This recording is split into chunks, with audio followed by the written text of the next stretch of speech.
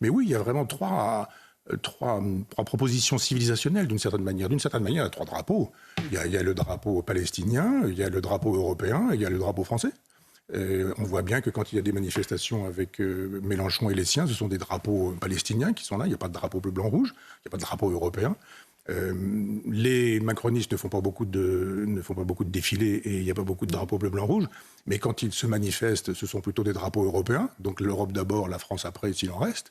Et puis, Jordan Bardella qui dit la France, quoi. Alors, ça ne veut pas dire qu'il est contre l'Europe, ça ne veut pas dire qu'il est contre la Palestine.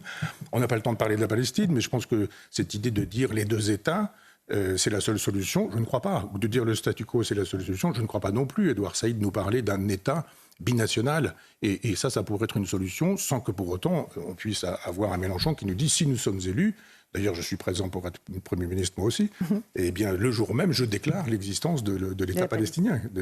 Là on se dit est-ce que c'est vraiment un enjeu français ? Alors il y a la créolisation de Mélenchon qui estime effectivement que c'est bien la créolisation. À droite, la créolisation, ça s'appelle le grand remplacement, mais c'est la même chose. Et il y a Marine Le Pen qui dit non, c'est pas forcément très bien. On peut faire le nécessaire pour que ce soit peut-être moins, différemment ou autrement. Et puis il y a Macron qui dit embrassons-nous Folleville parce que la France est finie et terminée. Ce qui est important aujourd'hui, c'est l'Europe. Et je pense qu'il y a de fait trois choix de civilisation